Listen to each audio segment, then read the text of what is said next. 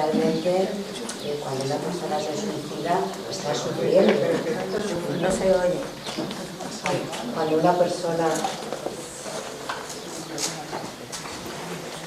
persona se suicida está sufriendo. De hecho, lo hace con la esperanza de dejar de sufrir. Es decir, y es un estado emocional y mental muy cargado, no tiene que ver con el suicidio consciente. Cuando hablamos normalmente de alguien que se ha suicidado, tiene todo este componente, ¿no? Entonces, puede ser que esta persona, por circunstancias, por desequilibrio químico, por una crisis existencial, pueda llegar a ese estado, pero no quita que sea un ser precioso, ¿no? Y que tenga un nivel consciencial alto y que en un momento dado tome una decisión definitiva para un problema temporal. Quiero decir, aquí ya tocamos con que si debía haber sido o no así, si es... Pero a lo que voy es que, quiero decir, cuando se va muy cargada esa persona, emocional y mentalmente, pero eso no quita para que sea un ser precioso, y entonces entra en contradicción con que tenga que estar no sé cuántos años en un tránsito atrapado, porque durante un momento, durante un tiempo, haya tenido esa circunstancia. Quiero decir que su estado consciencial puede ser alto y verse trastornado. Es igual que cuando a un enfermo se le da morfina antes de morir. Claro que altera su estado consciencial, y se va de una manera mucho más aturdida. Pero sin embargo esta persona podría tener un estado consciencial alto y no se merece estar... No se merece, es una forma de hablar. No sería coherente que estuviera pagando porque ha tenido que tomar un montón de morfina para su dolor. No sé si me explico. Te explicas perfectamente. No obstante, tal como lo percibo, son cosas distintas. Son cosas distintas.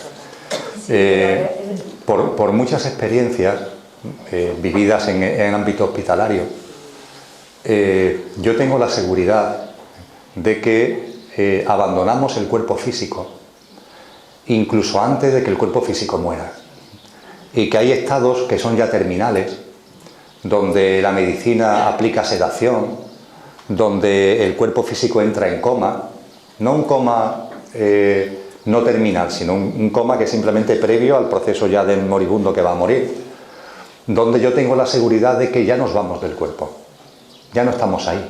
Esas personas que están ahí metidas ya, eso pues dormidas con la morfina, sedadas, ya no están ahí. Lo que está viviendo ya ese cuerpo físico ya no tiene que ver con el ser y ya no está afectando efectivamente a su estado de conciencia. Diríamos que en este caso el estado de conciencia con el que va a realizar el tránsito es el estado de conciencia que tenía antes de la sedación, antes de entrar en coma, en ese momento previo. Cuando hablamos de suicidio y damos por hecho de que es una persona que lo hace desesperada, vamos a suponer que ese es el caso, tomamos una hipótesis, es una persona que sabemos a ciencia cierta que lo ha hecho por desesperación. Yo ahí sí lo tengo muy claro, que en esa desesperación no va a desaparecer porque desencarnes. No tengo ningún tipo de duda. Es decir, tu mundo emocional y tu mundo mental van a seguir con esa desesperación, y eso va a dificultar la disolución del elemento emocional y del elemento mental. Ahí sí que no tengo dudas. Lo que puedo tener duda es si el estado de esa persona es de esa desesperación o no, porque no la conozco. Pero en la hipótesis de que sea un estado desesperado, de corazón a corazón, comparto con claridad, si alguno de vosotros en un estado de desesperación se ve inclinado al suicidio, que tenga la constancia completa de que eso no le va a quitar ni un ápice de desesperación, pero ni un ápice de desesperación. Es el mundo emocional, el mundo mental va a seguir con esa desesperación aunque no tengas cuerpo físico. Y esto es así, por lo menos yo lo percibo así. Es muy difícil cuando fallecen así, es muy difícil que no encuentran el camino, se pierden y tal. Lo que es distinto es cuando tú tienes, ¿qué te digo yo? Esquizofrenia, tienes estado enfermo y te suicidas porque estás enfermo. Eso es distinto. Eso es distinto, claro. Esos van a unos sitios donde van a curarlo y con amor y dándole pases de amor y energía, es como lo curan. Pero el que se suicida, un ejemplo, yo me arruino y no quiero vivir sin dinero y mira lo que he hecho, ¡plum!, y me tiro. Ese le cuesta un trabajo encontrar la luz, como yo la llamo, mucho. Pues yo he hecho ayuda de gente, de salir de ese pozo, y eso cuesta un trabajo de lo que han visto y de lo que han pasado. Muchas gracias por compartirlo. Venga, más cosas. Emilio, yo quería compartir una historia, claro, que es real, y es la siguiente, muy breve. Yo, en mis estudios teológicos y filosóficos en su época, tenía muy claro lo de que cuando tú te mueres, por la lectura que tú acabas de hacer, si te suicidas, tenías previsto morir con 70 años, el resto de tiempo que te queda, pues no vas a pasar nada bien. Pero es que hay una historia que en su momento me llegó a confirmar esa teoría hipotética que en su momento yo y tú acabas de comentar. Y es lo siguiente, yo conocí a una señora que se le murieron 2 hijos, uno se suicidó y el segundo se murió de cáncer, ¿no? Y el que se suicidó, pues ella me contó que estando en un bar con unas amigas, llegó un chico que se sentó con ella porque era amigo de una amiga de ella y era vidente el chaval, y le dijo, oye, tengo que hablar contigo porque he recibido un mensaje. Y ella se puso muy nerviosa, muy descolocada, y este señor le dijo que su hijo le había dicho que estaba bien. Le dijo, tú tienes un hijo que ha fallecido, y ella se quedó, sí, ¿tú cómo lo sabes?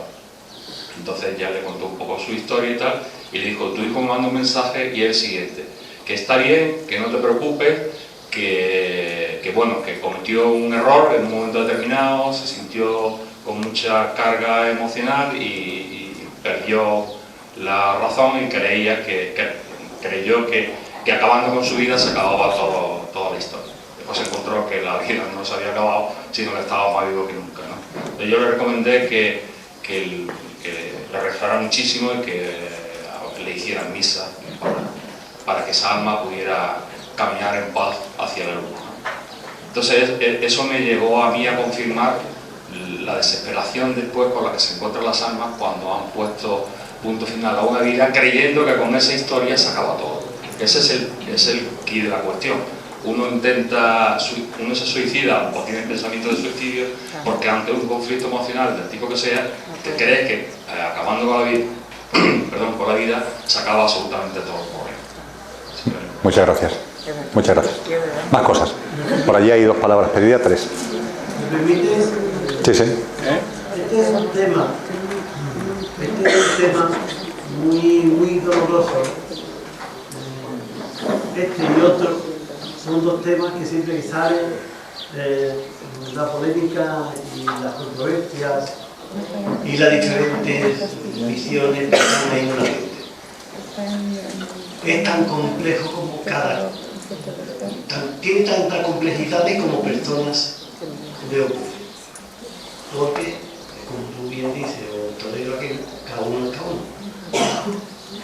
Pero hay muchos elementos y uno de ellos, y algunas veces pues me siento así, son esas fuerzas oscuras que le podemos llamar lo que quiera, que son nuestros propios emociones, pensamientos, en fin. Pero yo no dejo de observarlas y sentirlas en situaciones muy complicadas. Y a estas personas, que algunas veces llevo a pensar que son sus propias vivencias y sus propios miedos, que se vuelven auténticos monstruos. Y esos monstruos tienen mucha fuerza, mucha. Mi sentimiento es que lo crea el mismo miedo de esa persona.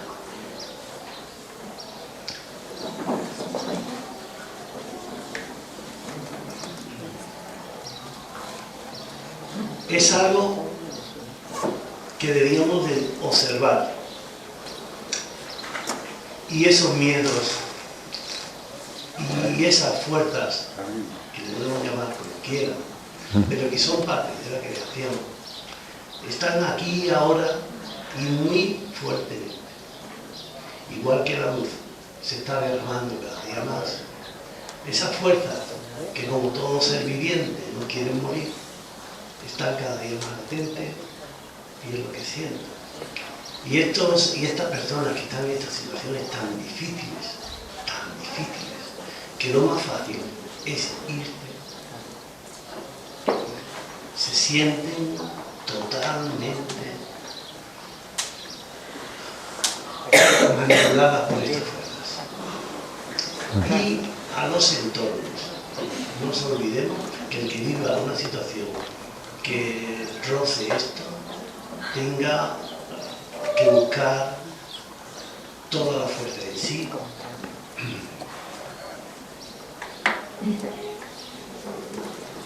Miguel, muchas gracias. Muchas gracias. Te lo agradezco mucho que lo hayas compartido porque sé que te llega a decir muy adentro. Muchas gracias. Yo quería compartir en una persona, ¿no?, de mi familia que sí utilizó el suicidio, pero en todo lo que estás hablando, ¿no?, hay siempre una cosa que me llamó mucho la atención. Es algo como que siempre parece ser que la consciencia en todos es una evolución siempre como positiva, como vamos evolucionando siempre hacia mejor. Pero yo lo que he visto en esta persona es casi al revés, que sería casi una pregunta. ¿Cómo se puede evolucionar de una conciencia muy positiva a ir como decayendo hacia cada vez menos positiva? Y un poco es lo que le ha pasado a esta persona, de ser bondad y maravillosa y todo, ¿no? Entonces, pues también. Esta mañana, en cierta medida, tenías la respuesta, ¿no? Cuando dijiste que hay pruebas a veces, pues que no se pueden superar. Entonces es algo así como que una persona, aunque tenga un altísimo nivel de conciencia, sea bondadosa y maravillosa, pues a lo mejor vienen unas pruebas tan duras que le hacen ir evolucionando en la conciencia al revés, hacia abajo, en vez de hacia arriba. Entonces, eso es un poco lo que yo he podido ver. Lo que compartíamos ha sido esta mañana acerca de la diferencia básica y fundamental que hay entre los Mahatmas y el lío ese de los maestros ascendidos. Compartíamos que en el caso hipotético de que un Mahatma se acerque a ti, ante esa hipótesis, la mente puede decir, bien, bien, qué bien, ¿no?, que me ha elegido, qué bien que se ha acercado a mí un Mahatma, qué cosa más maravillosa. Y lo compartíamos esta mañana. Ojo, ojo, porque el Mahatma no se va a acercar a ti para facilitarte tu vida, ni para solucionarte un problema, ni a ti ni a tu familia, no, no, no. Se acerca a ti para pedirte un servicio. Y ese servicio va unido a una aprobación. Y esa aprobación, cada uno la desarrolla como la desarrolla. Y hay casos concretos, conocidos, de personas que han tenido esta conexión de Mahatmas y que han tenido un proceso de aprobación y que esa aprobación, por los motivos que sea, pues no han podido con ella. Y han tenido una especie de proceso como el que tú describes. Llamarlo involutivo, regresivo, no entremos en calificativos, sino simplemente que cuando un momento tan importante en tu proceso espiritual como es ese momento de probación, pues por lo que sea, tú no respondes, tú mismo no respondes contigo adecuadamente, pues eso evidentemente tiene consecuencia y efecto en tu proceso espiritual. Y es como si te atorara, es como si te obstaculizara, como si te dificultara, pero eres tú mismo. No obstante, cuando hablamos de involución, de evolución, tener en cuenta lo siguiente. En la percepción de cosmogénesis que hemos compartido aquí en Adozaina, creo que hace 3 años, hablábamos de lo inmanifestado y de lo manifestado. Lo inmanifestado como origen de todo, aunque a su vez no sea nada, el vacío plenum del que hablaban los antiguos filósofos griegos, y que de ahí surge todo lo que llamamos manifestación o creación. A mí me gusta más el término manifestación. Pero la manifestación se puede asimilar a una piedra que cae en el agua y empieza a lanzar círculos concéntricos. En la medida en que lo manifestado se va expandiendo, se va ampliando, cada nuevo círculo concéntrico es más denso, es más denso, es más denso. Por supuesto que detrás de todo lo manifestado está la conciencia, por supuesto. Pero esa conciencia que está presente en todo lo manifestado, en la medida en la que está también presente en esos círculos concéntricos cada vez más densos, esa conciencia se va envolviendo en materia, se va volviendo en mente, se va envolviendo en materia y se complica el afloramiento de la conciencia. La conciencia está ahí, pero se complica el afloramiento. Con lo que el proceso de expansión de lo manifestado es un proceso realmente involutivo, en cuanto que la conciencia se va envolviendo en mente, en materia, y le cuesta más trabajo aflorar, más trabajo hacerse presente. No obstante, como consecuencia del desarrollo espiritual, finalmente esa conciencia se hace presente, tiende a hacerse presente. Y entonces, como la ciencia también vislumbra, porque la ciencia nos dice que el universo está en expansión, pero también nos dice que llegará un momento en el que empiece la absorción, que empiece a contraerse. Ese momento, desde el punto de vista de cosmogénesis, con lo de lo manifestado que acabo de comentar, se produce en el momento en el que la conciencia ya aflora, incluso en los planos más densos, por decirlo de alguna manera. Y cuando esa conciencia empieza a aflorar, el proceso de manifestación empieza a retrotraerse, empieza a irse otra vez al ámbito de lo inmanifestado.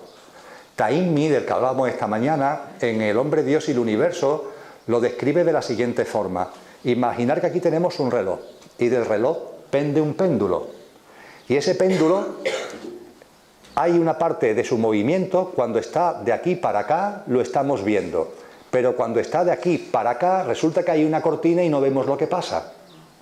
Nosotros, ¿qué es lo que vemos? Lo manifestado. ¿Lo manifestado qué es? Cuando el péndulo aparece de aquí y hace así. ¡Plac! Se expande y se contrae.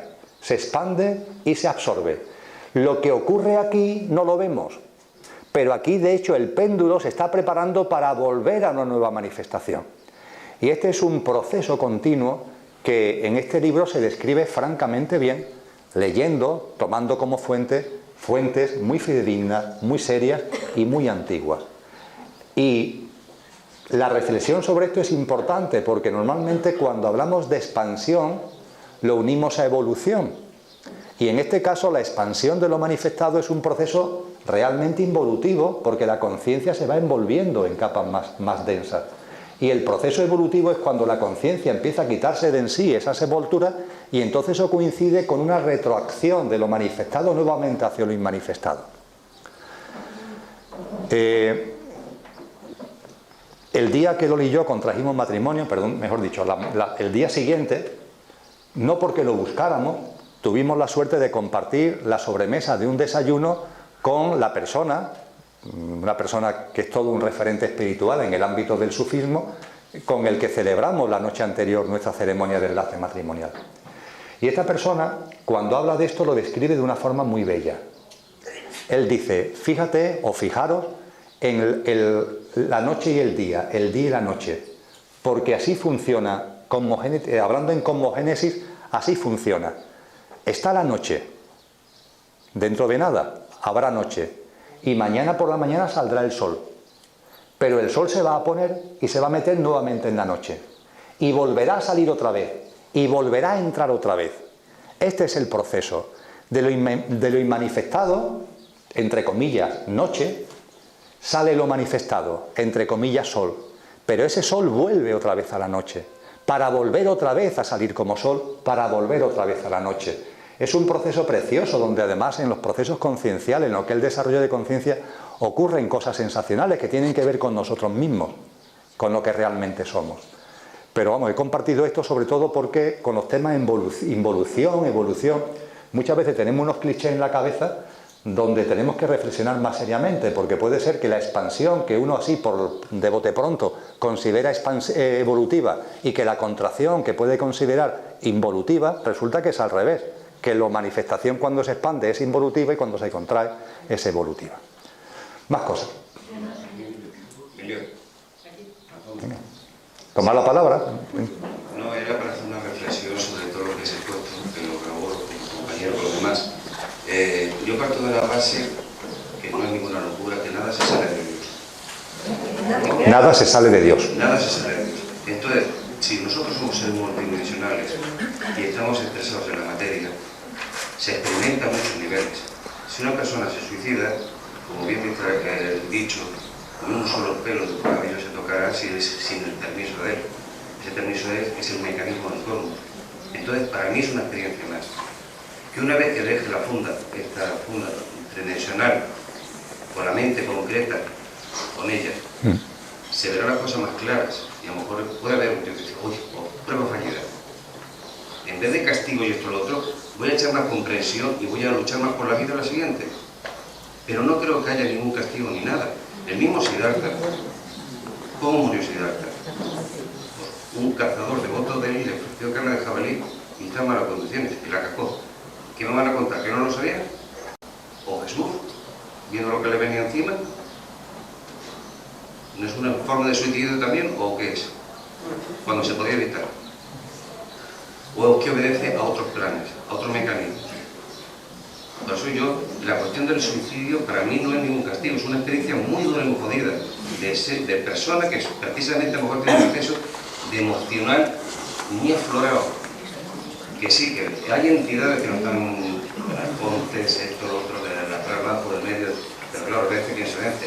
También aquí, en este plano, pues vivimos con víboras, escorpiones, esto, lo otro para arriba abajo, pero sabemos otro nivel, ¿no? Para otro nivel igual. Y no creo que haya un castigo ni nada. Pero vuelvo a repetir, nada se sale de él. Entonces lo que hay que comprender en todo caso es el mecanismo que responde, pero no creo que haya un premio ni un castigo, ni mucho menos. Gracias. Sí, ahí.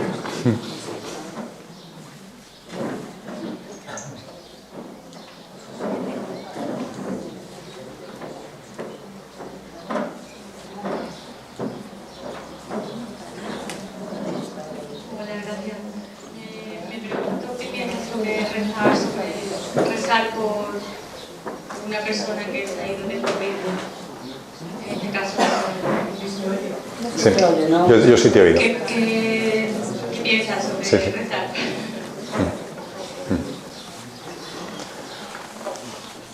En general, lo vamos a tratar desde el punto de vista concreto que tú planteas, pero también permitirme que lo plantee desde una perspectiva también más amplia.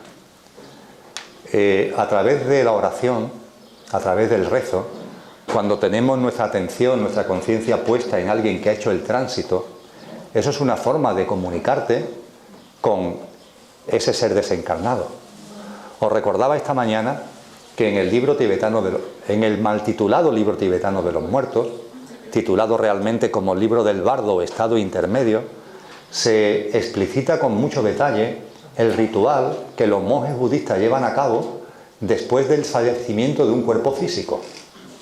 Y os comentaba que el ritual lo llevan siempre dos monjes, y esos dos monjes tienen unas tiritas donde está escrito un cántico con una vibración muy concreta y con un texto muy concreto que van recitando metódicamente, fase por fase, durante 48 días, en el convencimiento de que por la vibración que están utilizando, por la vibración, puede ser oído por el ser que está en el tránsito. Y el texto es un texto que le está dando mensajes para que siga para adelante, para que no se quede parado. Bueno, pues esto que te valga también para el tema de la oración. Tú estás haciendo eso cuando le diriges esa oración a tu madre. Y lo estás haciendo además íntimamente, con un amor, aunque no tengas ese ritual, aunque no tenga ese contenido vibratorio, tienes un amor, tienes una proximidad, tienes una intimidad, que por tanto hazlo con toda tu fuerza, con todas tus ganas, con todas tus ganas. Desde el punto de vista más amplio, con el tema de la oración, etcétera, etcétera, la gran pregunta que muchas personas nos estamos haciendo y que muchas personas han hecho antes que nosotros, es realmente a quién oramos, a quién rezamos. Porque cada vez nos damos más cuenta de que lo divino es todo, que la divinidad es todo, que cada átomo es divino y que el universo entero es divino. Cada vez lo tenemos más claro. Entonces, cuando oramos, ¿a quién oramos? ¿Nos estamos orando a nosotros mismos? En el ámbito del mismo texto que acabo de comentar, de Taimi, del hombre, Dios y el universo, se explicita muy bien que tenemos que olvidarnos de los dualismos. La gran pregunta es, ¿Dios es personal o es impersonal? ¿Y si es las dos cosas? Depende del enfoque, depende a lo que nos refiramos concretamente. Y yo os invito a que desde el punto de vista de vuestra propia reflexión, no de la mía, sino de vuestra propia reflexión, reflexionéis sobre esto, meditéis sobre esto. Ya que hemos hablado hace un momento del sufismo, en el sufismo hay una práctica admirable, digna de todo el respeto del mundo, que es lo que en el lenguaje cristiano llamaríamos la liturgia de las horas. También se da en el ámbito cristiano. En el ámbito que yo he conocido bien, porque he pasado mucho tiempo en un monasterio cisterciense, hay también una liturgia de las horas, que en la parte cisterciense que yo he conocido, que es trapense, es muy dura, porque comienza, el primero es a las 4:30 de la mañana, para terminar a las 6 menos 5. Y son rezos y meditación, de 1 hora y 25 minutos. Y a las 6 menos 5 te vas, te aseas, desayunas y vuelves, para hacer la segunda oración a las 7 de la mañana, que termina sobre las 8 menos 10. Das un paseo de 10 minutos, te vas a hacer pipí y vuelves, porque la tercera oración, tercias, es a las 8:15 de la mañana. Y cuando terminas a las 8:30, porque esa es breve, ya te vas a realizar tu labora, porque es hora et labora. Y la siguiente ya es el ángelus. Pero después tienes el ángelus, tiene la hora sexta, etcétera, etcétera. Y tienes todo el día jalonado hasta que a las 9 menos cuarto de la noche, habiendo ya cenado, y da igual que sea verano porque ya has tenido que cenar antes, realiza ya lo que se llama vísperas, con lo que terminas el día y te vas a la cama, para acostarte en torno a las 9:30 y levantarte a las 4:10 de la mañana. Esa es la liturgia de las horas, que viene de los tiempos de San Benito y que llevan a cabo de una forma tremenda los trapenses. Y es precioso y durísimo. Y hay personas que su vida es esa, pero no la mía, que voy allí 4 o 5 días y después me vuelvo otra vez. No, todos los días, cada día del año. Esto es tremendo. Sí, tú vas para allá y se te puede hacer más o menos, pero todos los días de tu vida, todos los días de tu vida. ¿Qué devoción hay ahí tan enorme? En el ámbito sufí pasa exactamente lo mismo. Una liturgia de las horas muy parecida. Yo no sé si alguna vez la habrán puesto en común, porque es muy parecida, seguro que la han puesto en común.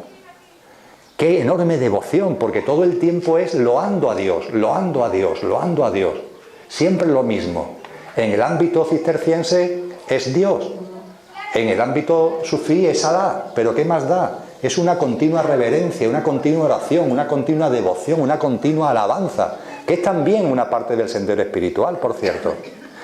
Y claro, cuando yo veo eso, me lo he preguntado, ¿no?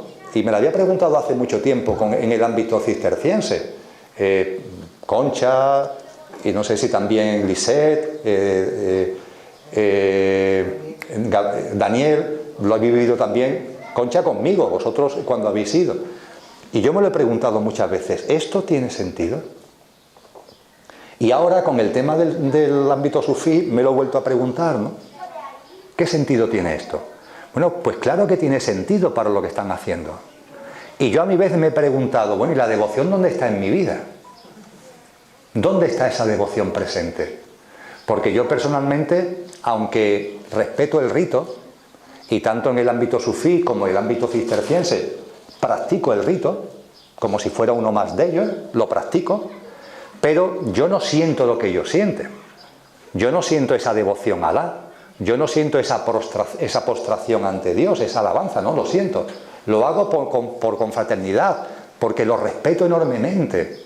Pero me lo pregunto a mí mismo, ¿dónde está la devoción? ¿Es que yo no soy devoto, entre comillas? ¿Es que esa experiencia tan intensa que yo veo que ellos viven, dirigiéndose a algo que posiblemente no tenga nombre, aunque le den nombre, no está presente en mi vida y no está presente en muchas vidas? Y el otro día lo compartíamos, lo vi. Claro que está presente la devoción en mi vida. No está presente como liturgia de las horas, está presente de otra manera. Y en mi caso, la devoción está en la confianza en la vida. Esa es mi forma de ser devoto. Confiar plenamente en la vida. Yo no le pongo nombres. No hablo de Alá, ni de no sé qué, ni no sé cuánto. Pero confío plenamente en la vida. Esa es mi devoción. No tener duda ninguna que todo es como corresponde, que todo está en su sitio, de que hay leyes eternas, de que hay un proceso de manifestación que surge plenamente, con unos principios muy bien definidos de cielo y manifestado. Y eso me da una enorme confianza en la vida. Y esa confianza absoluta en la vida, esa aceptación completa que no es resignación, sino que es fruto de la confianza, es mi forma de ser devoto, es mi forma de devoción. No la liturgia de las horas, sino la confianza en la vida. Más cosas.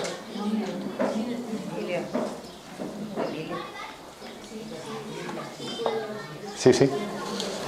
A Ingra le tienes que poner el micrófono.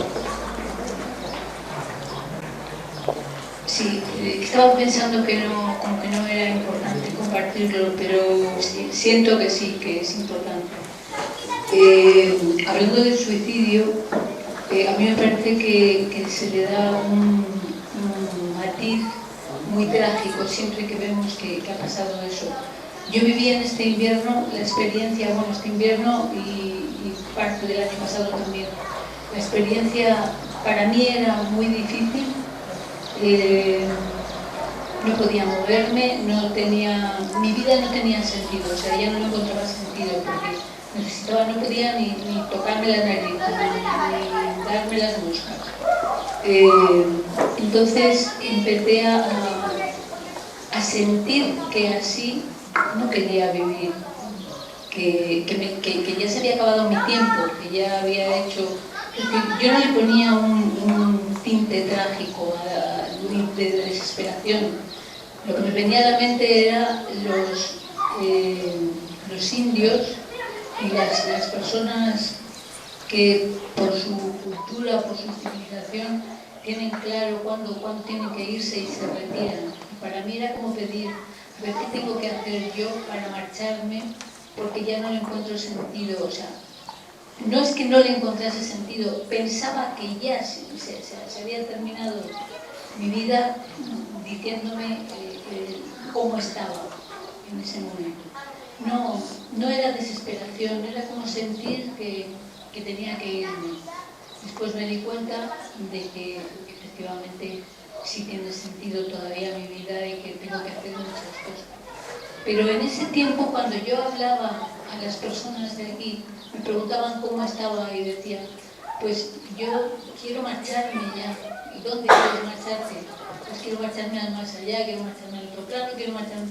Anda, es eso, o sea, como quitando... Pero para mí no era un sentimiento de desesperación, sino como de descanso y de pasar a otro nivel, a otra... Y quizá no me planteé nunca cómo hacerlo, o sea, pensaba que eso me iba a venir si tenía que hacerlo, ese conocimiento. Porque también, y ahora tú estás diciendo, sí lo he hecho de manera natural también, el confiar en la vida y el saber que cada cosa me va a llegar en el momento. De hecho, bueno, pues tengo un cartelito hecho en la habitación con letras de colores, todo lo que necesito llega a mi vida en el momento adecuado. Y de hecho así es, ¿no? La persona que viene a cuidarme, la cama en la que duerme, quiero decir, cada cosa va llegando así.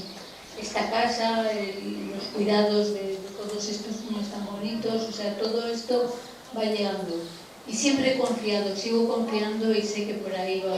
Entonces, yo también no me creía devota, pero ahora me estoy dando cuenta de que soy devota de esa manera, ¿no? Y bueno, gracias por todo esto. Están siendo, o sea, estoy viendo que hay cosas que sí me ayudan a seguir adelante, ¿no? con la historia. Gracias. Gracias.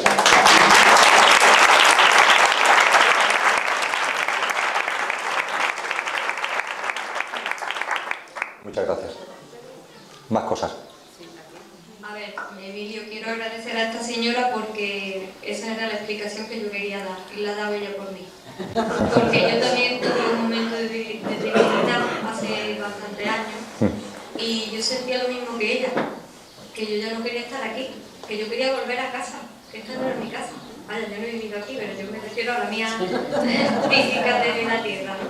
Y yo quería volverme a de donde hubiera venido, que yo aquí no pintaba nada, que yo no encajaba en ningún sitio, que yo era extraterrestre, de la nave espacial esta que se suele decir.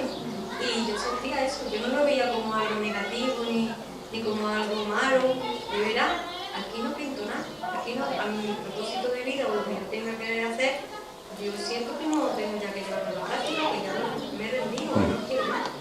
Y no era trágico para mí, era que quería volver. Luego, en mi experiencia como medium, pues me han dado otro tipo de respuestas.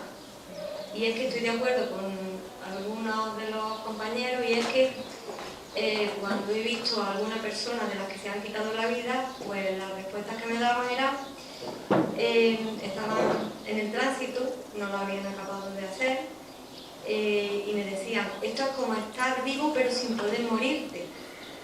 Seguían sintiendo algunos la emoción esa de que tú hablas y el sentimiento de dolor o de malestar que tenía un minuto antes de haber cometido el acto, ¿no? Y luego sentía también sentimiento de culpa otro, diciéndote, pues me arrepiento un montón porque había un chaval que hablaba como la edad de un chaval. Es que ver a mi vieja todo el día llorando por mí con una fósfora puesta, pues eso me lo decían a mí y yo lloraba. Yo decía, pero ¿por qué lo hiciste? Es que yo ya no quería salir. Bueno, respetable, pero quiero explicar pues, y compartir la experiencia que a mí me ha aportado el verlo a ellos en ese ángulo.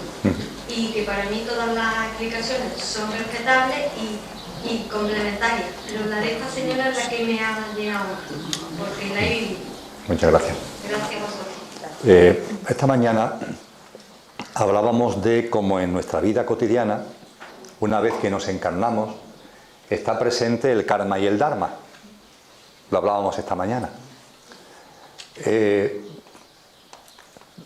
En la medida en la que ya hemos empezado a hablar de la mente abstracta, del mana superior, hemos compartido que esa mente abstracta ya no está ligada al ámbito de los cuerpos perecederos, sino que está ya en el ámbito de lo imperecedero y que tiene que ver con lo que coloquialmente denominamos alma, y que en el lenguaje de la constitución sextenaria, además de alma humana, se le llama también cuerpo causal.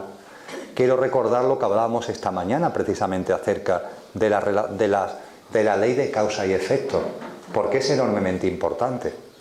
Ese componente se conoce como causal precisamente por la imbricación que tiene con la ley de la causa y efecto, de la ley o el principio hermético de causa y efecto.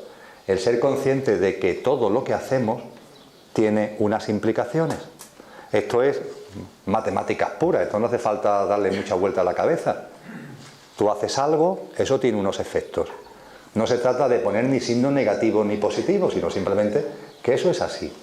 Y como compartíamos esta mañana, hay efectos que trascienden una vida física y llegan a otra vida física. Cosas que vivimos en esta vida tienen que ver con cosas que vienen de otras vidas, no de cosas de esta, sino de otras vidas. La ley de compensación, la ley de causa y efecto es una ley básica, una ley imprescindible de tener en cuenta, y es importantísimo tenerlo en cuenta porque cuando decidimos volver a encarnar, eso tiene que estar forzosamente presente porque es lógico que esté presente, es que no puede ser de otra manera.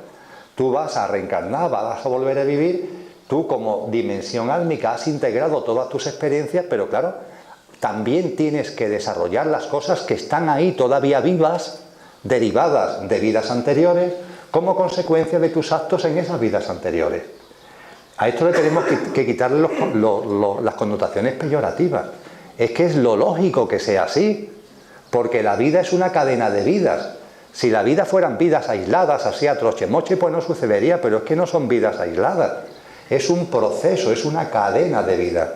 De ahí que esta ley de compensación, esta ley de causa y efecto, sea básica. Como es una ley básica, la ley de reencarnación. Y la reencarnación está admitida por todas las corrientes espirituales, incluso el cristianismo, porque el cristianismo original estaba convencido de la reencarnación. La reencarnación fue eliminada en el momento en el que el cristianismo es absorbido y se le convierte en religión de Estado. Y claro, es que la reencarnación, que en Occidente a algunas personas le parece algo muy duro, vaya lío esto de volver a encarnar, pero vamos a ver, ¿es que de verdad alguien serio puede pensar que el proceso de evolución espiritual es una vida? ¿Alguien puede pensar que cada vez que nace un ser humano es un alma nueva? Cielo santo.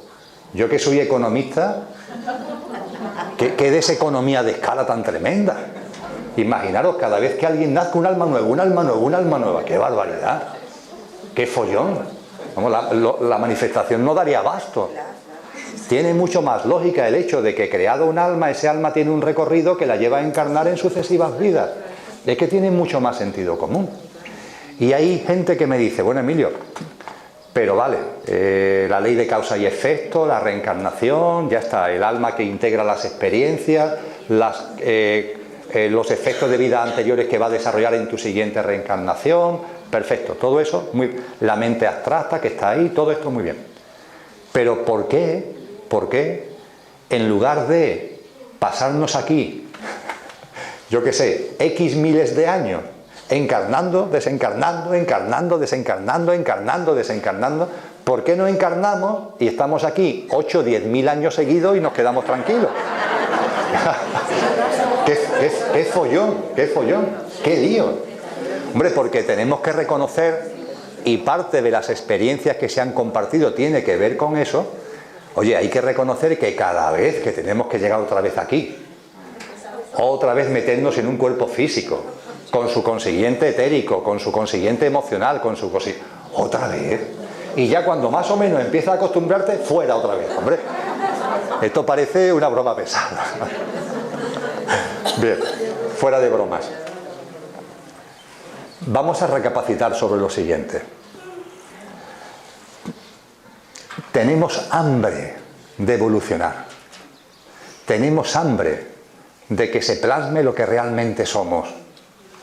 Bien, la reencarnación es el método más efectivo y más directo, porque es la que permite que nuestra dimensión álmica tenga más margen de maniobra para poder desarrollar y elegir experiencias que tienen que ver con nuestro desarrollo espiritual. Es espectacular que de aquí a menos de 100 años, bastante menos de 100 años, ninguna de las almas que estamos aquí va a seguir encarnada en el mismo componente físico, mental y emocional. Es espectacular. Es espectacular que todas las almas que estamos aquí vayamos a ese, Concha, de Bachán,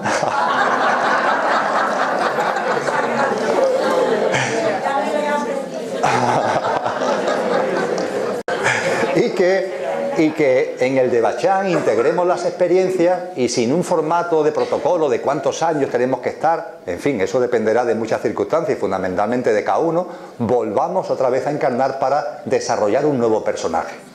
Pero claro, es que cuando allí en el de Bachán decidimos volver a encarnar, es que fijaros, podemos decir, pues ahora no voy a ser hombre sino que voy a ser mujer, o viceversa, ahora voy a ser mujer y no voy a ser hombre. O ahora mis padres pertenecen a una clase socioeconómica A, pero ahora van a pertenecer a una clase socioeconómica B.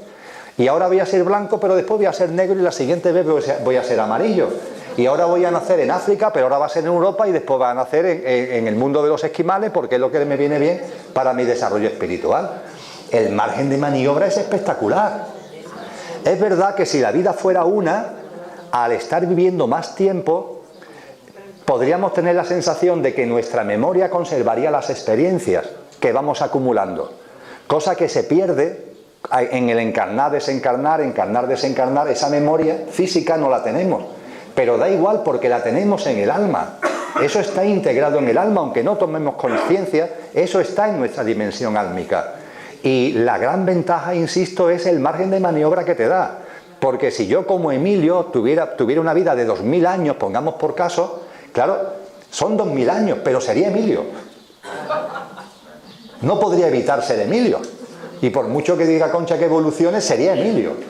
Sería hombre, habría nacido en un determinado país, con una determinada familia, tendría una serie de características genéticas, tendría un proceso que ya está ahí, pero la gran ventaja que yo tengo es que dentro de algún tiempo yo dejo de ser Emilio. Eso es espectacularmente potente. Y desencarno, me voy al Devachan y allí tranquilamente, desencarnado, con la tranquilidad que eso te da, sin estar atado a ningún cuerpo físico, integro experiencias y digo, bueno, pues ahora, para seguir mi proceso espiritual, vuelvo a encarnar y vete a saber en lo que vuelvo a encarnar. Eso contribuye a darle dinamismo, entre comillas, a acelerar nuestro proceso conciencial. Con lo cual, por favor, la reencarnación no es un castigo. La reencarnación es un método precioso, maravilloso, para que nuestro proceso conciencial, para que nuestro desarrollo espiritual realmente se potencie, sea, entre comillas, más rápido.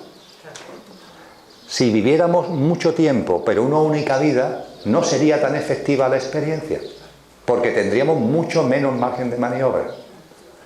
Eso sí, dan circunstancias a veces de añoranza, porque el acople a la realidad física no siempre es sencillo. Más cosas. Si reencarnamos y morimos reencarnados, ¿por qué le damos tanta importancia a la muerte? ¿Y por qué le damos tanta importancia a la vida y tanta importancia a todo? Claro, claro. Claro. ¿Y qué le pasa? ¿Y qué le pasa? Claro. No tendría que ser como vivirlo en la tragedia, sino vivirlo en la normalidad. Porque lo único que tenemos después son los apegos. Por eso tú dices que te añoras a tu madre, es un apego. Evidente. Entonces, si vives con tranquilidad, sin apegos, amando y demás, cuando te mueres, pues naces, te mueres otra vez,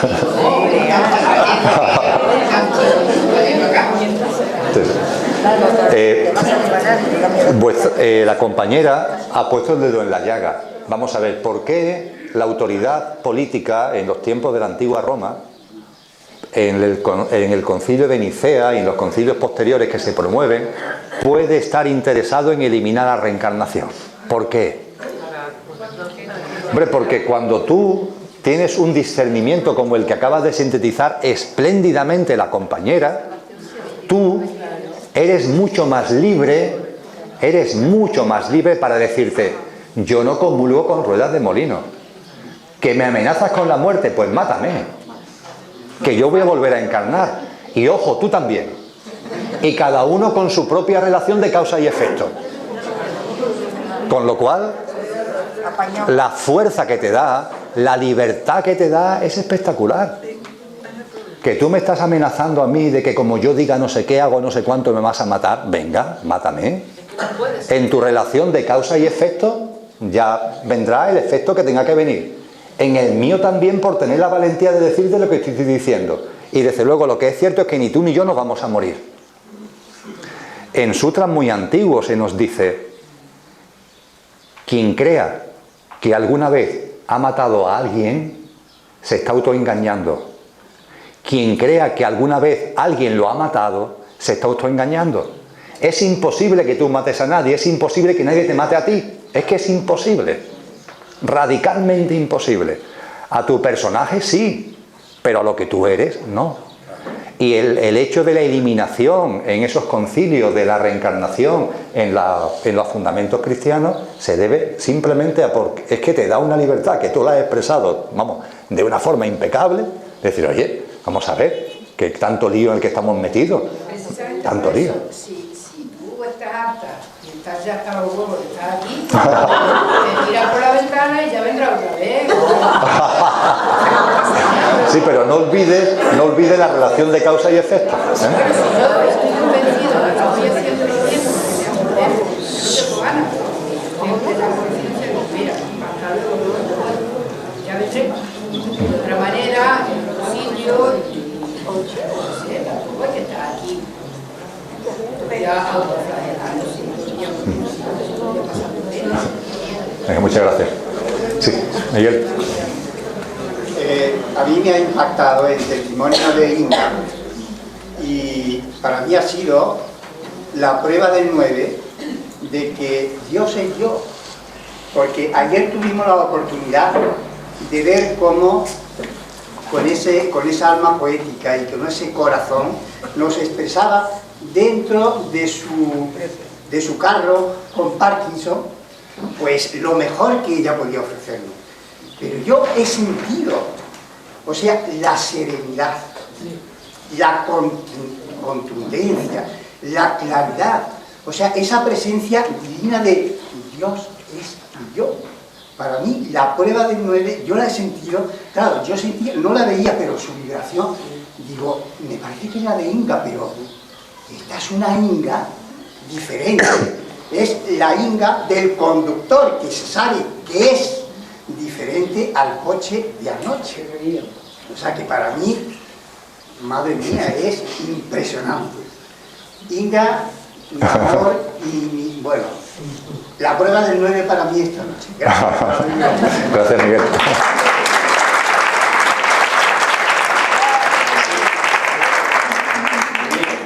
Sí. Sí, yo quería, bueno, me he salido, entonces disculpar si ya habéis contestado, pero cuando estaba me quedé ahí con un llamado que tenía que hacerte la pregunta, no sé si ya se ha respondido. La cuestión es, bueno, yo trabajo mucho conmigo, con mis emociones, acompañándome cuando me encuentro mal, respiro, me acompaño. Soy consciente que ahí mi mente concreta no sirve para nada, entonces paso de ella, me quedo ahí acogiendo a mi interior, ahí acompañándome y calmando y consolando todo lo que puedo más, ¿no? Pero me ha llamado la atención eso que dices, ¿no? De que, bueno, está bien eso, pero vete ahí a otra parte para contactar con tu mente abstracta, ¿no? Para solucionar más de raíz, parece ser, ¿no? Y quisiera que me diera información para aplicar esto ya. Bien.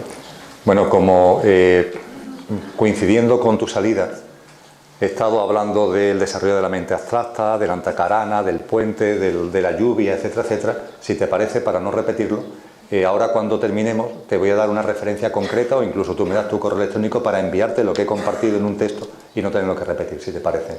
Si me lo permite, lo hacemos así. Muchas gracias.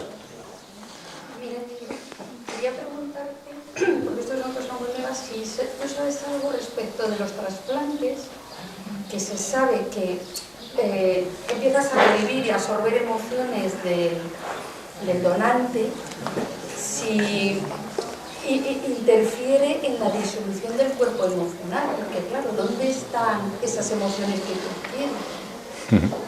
Mira, lo que sabemos desde el punto de vista científico es que ningún trasplante tiene éxito. Eso lo sabemos científicamente. Tiene un éxito provisional, pero ningún trasplante tiene éxito. El famoso rechazo se produce antes o después. Es evidente que lo que persigue la medicina, la ciencia, es que el rechazo se produzca lo más tarde posible para de esa forma darle a la persona una esperanza de vida, pero el rechazo siempre se produce. Y esto tiene mucho que ver con la interacción que hemos comentado entre el cuerpo etérico como doble corpóreo y el cuerpo físico. Y efectivamente no forma parte del proceso natural. Que tú cojas un órgano fabricado en otro cuerpo para incorporarlo a un cuerpo distinto. No forma parte del proceso natural. Y eso provoca choques, y eso provoca distorsiones que están detrás del célebre rechazo. Cuando estamos evolucionando en tecnología, en ciencia, también esta mañana cuando hablamos de las tecnologías, de la inteligencia artificial, es verdad que la humanidad en su evolución está llegando a un punto, está llegando a un plano que a mí me gustaría tener la voz de esos Mahatmas, ¿no? Para que nos dieran algunas pistas. Pero bien, también yo creo que a lo mejor esos Mahatma piensa que ya ha llegado el momento en el que andemos también un poquito más sueltos y seamos nosotros mismos los que empecemos en el discernimiento a darnos cuenta de determinadas cosas. Pero es verdad que debido a la ciencia el ser humano está tocando unos campos que plantean muchos interrogantes. Por ejemplo, todo lo que tiene que ver con el nacimiento, con la fertilización in vitro, con la posibilidad de que todo sea sintético, el nacimiento de vida humana. Y ahí te puedes plantear entonces, oye, entonces ahora la encarnación de almas, ¿cómo funciona? La elección de padre, ¿ahora cómo va a ser la elección de padre si realmente no hay padre, ¿no? Yo estoy convencido que todo tiene su sitio y que tiene su respuesta. Pero bueno, vamos a tener que recapacitar con discernimiento sobre esto para que las piezas se encajen. Y yo ahora mismo hay cosas que no tengo respuesta, pero sé que las tienen y sé que todo encaja. Y con tranquilidad iremos llegando a ella. Desde luego, en el caso del trasplante lo que sabemos es eso, que el rechazo siempre se produce y que eso tiene que ver porque estamos cogiendo un órgano que está sacado ya no de un cuerpo físico, sino de un cuerpo etérico para meterlo en otro cuerpo físico que está ligado a otro cuerpo etérico. Con eso te decía que el cuerpo entonces etérico no se podrá disolver del todo y el emocional tampoco del donante, me refiero. Porque claro, ¿por qué revive el que ha recibido, sobre todo eso, en el tema del corazón está muy estudiado esto, ¿verdad? ¿Por qué revive las emociones? Es que no se han disuelto. No, pero en el caso del cuerpo físico, el que a mí me metan aquí un órgano, el que a mí me quiten mi corazón y me metan otro, cuando mi cuerpo muere, eso muere. O sea, la muerte del cuerpo físico se produce con corazón de siempre o con corazón nuevo. La muerte del cuerpo físico se produce. Y el cuerpo etérico es el que nunca ha aceptado ese órgano. El cuerpo etérico nunca lo ha hecho suyo. Con lo cual al proceso de disolución del etérico no le afecta, porque de hecho el etérico nunca lo ha aceptado. Pero ¿y el donante? Está muerto. El donante está muerto. El donante está muerto. Pero no tiene su corazón. Sí, puede ser que haya una memoria celular. Sí, puede ser que haya algo, sí. Pero vamos, tampoco puedo compartirlo porque no lo sé. La verdad es que no lo sé. Muy bien, hay dos palabras pedidas, atendemos tres palabras pedidas, atendemos las tres y nos vamos a cenar. Solo muy rápido, yo había escuchado como de una nube de dolor que existe como arriba del planeta, o es, sí, como alguna energía como de dolor, que cuando uno está como muy bajo de energía se puede conectar como muy fácil con eso. Y para mí sería como solamente si tú sabes algo y de qué forma uno se puede proteger de conectar con ello o de protegerse. Perfecto, gracias. Sí, vamos a hacer las tres ya en cadena. Sí, solamente decir que hay una cuestión muy importante que se vive desde hace mucho tiempo, que es el dolor del miembro fantasma. Cuando uno le corta cuando pierde un miembro, le sigue doliendo el miembro. Entonces ha habido una experiencia que de un señor que le dolía,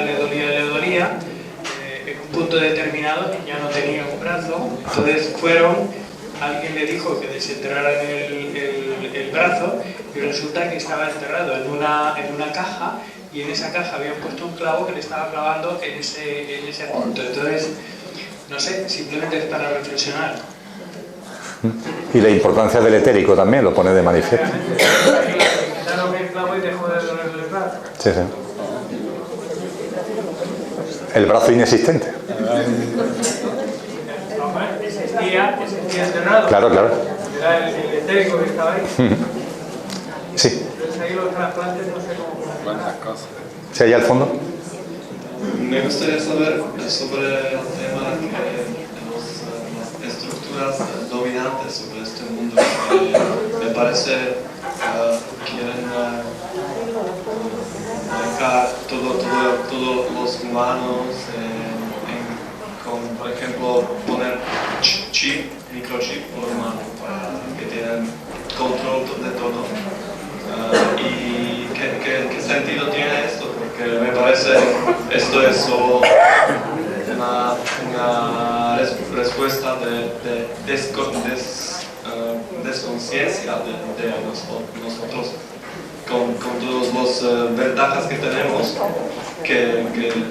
como por ejemplo ahora usamos cuentas bancarias que me parece es una desconexión de conciencia total.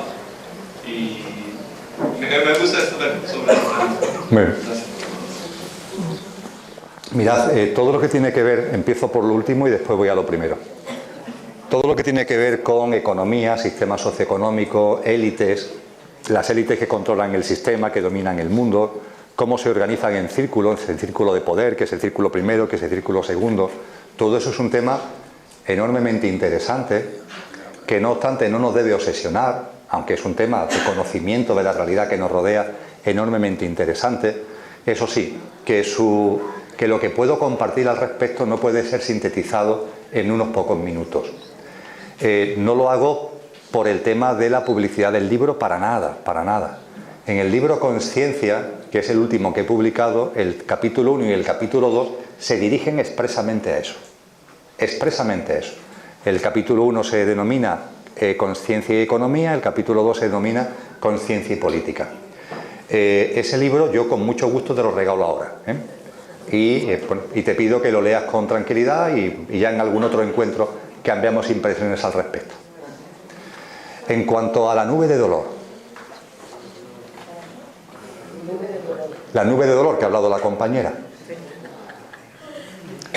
por supuesto, antes de entrar a lo que quiero ir, por supuesto que dependiendo de ti, dependiendo, vamos a decirlo así, de tu frecuencia vibracional, las cosas afectan o no afectan. Cuando tú, por tu proceso espiritual, desde el punto de vista de los distintos vehículos, aspectos y cuerpos que estamos comentando, tú estás ahí, es verdad que el entorno no te afecta. En cambio, cuando tú estás desequilibrado, desarmonizado, es como estar bajo de defensas, entre comillas. Las bacterias te pueden afectar, cosa que no pueden afectar al que está alto de defensas. Eso hay que tenerlo presente.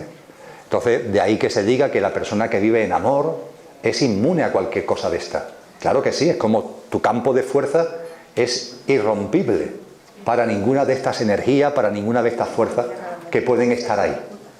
Esto es así. Por tanto, mi primer consejo es, oye, vamos a situarnos en nosotros, vamos vibracionalmente a armonizarnos, a equilibrarnos, y a partir de ahí estamos generando un campo de fuerza que nos hace inmune a todo eso. Pero a lo que quiero ir, ¿cuál es realmente el campo de dolor, la gran nube de dolor que está rodeando este planeta? ¿Cuál es? Porque somos muy egocéntricos. Y siempre que hablamos de esa nube de dolor que existe, nos miramos a nosotros, pero por lo que nos afecta a nosotros y cómo puede implicarnos en nosotros, y no nos paramos a pensar que podamos ser nosotros los que estemos provocando, no otras energías, no otras fuerzas, no unos seres oscuros, sino nosotros mismos los que estamos creando esa nube de dolor, esa contaminación vibracional, por llamarlo de alguna forma. ¿No llama la atención el miedo de los niños? ¿Por qué los niños tienen miedo? ¿Por qué los niños tienen miedo a la noche? ¿Por qué?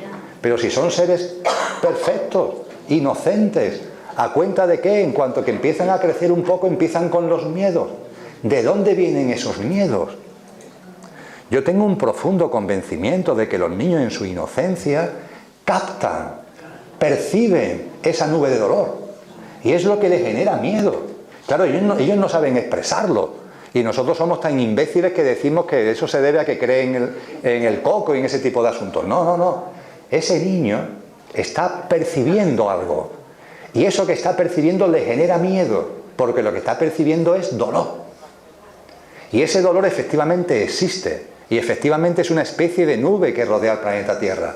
Pero ese dolor, esa nube no está siendo generada por entidades de A, de B o de C, vete a saber qué. La estamos generando nosotros, con la matanza sistemática y abrumadora tras procesos de campo de concentración de más de 30.000 millones de animales todos los años.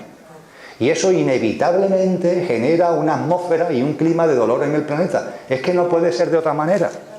Por favor, recapacitar sobre la cifra, que no es... Mira quién viene aquí ahora para decir que sí, que es así. Mirad el momento que ha venido, que es precioso. Claro que sí, ¿verdad que sí, Luna? Es que no puede ser.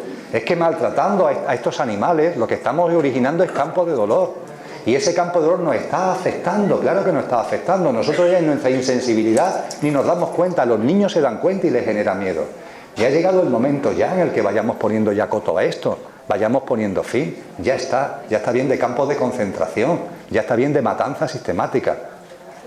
Hay en estos momentos 70.000 millones de animales metidos en campos de concentración y 30.000 millones son después matados todos los años. ¿Eso a dónde nos estás conduciendo? A esa nube. Y es hasta cierto punto curioso que cuando hablamos de esa nube siempre estemos pensando en que está siendo generado por entidades de no sé qué, entidades de no sé cuánto, sin recapacitar lo suficiente a que somos nosotros mismos los que lo estamos generando por el dolor que estamos generando y imponiendo en tantísimos seres vivos. Y también las guerras y la gente que Sí, se muere de hambre. sí, pero 30.000 millones de seres vivos no ha habido ninguna guerra que se la haya llevado por delante. Y nosotros nos llevamos cada año por delante a 30.000 millones de seres vivos. Tener en cuenta que la Segunda Guerra Mundial, que duró 6 años, se llevó por delante a 60 millones de personas. 60 millones de personas en 6 años. Y ha sido la guerra que en términos de impacto en vidas humanas ha tenido un mayor impacto. 60 millones en 6 años. Aquí, en 6 años, nos llevamos por delante a 180.000 millones de animales. Es que la diferencia es abrumadora. Y esos animales, como comentábamos ayer, sufren. Tienen dolor y tienen placer, tienen el cuerpo emocional muy desarrollado y sufren. Y ese dolor es lo que nos está impregnando. Y los niños lo perciben. Antes de que os levantéis, antes de que yo también me levante, no voy a quedar aquí, antes de que nos levantemos, me pide Mariló que os recuerde que después de la cena, que sabéis que es a las 9:30, después de la cena a las 10:30 tenemos fiesta. La fiesta la fiesta será aquí, así que nos vemos aquí a las 10:30. Hasta ahora.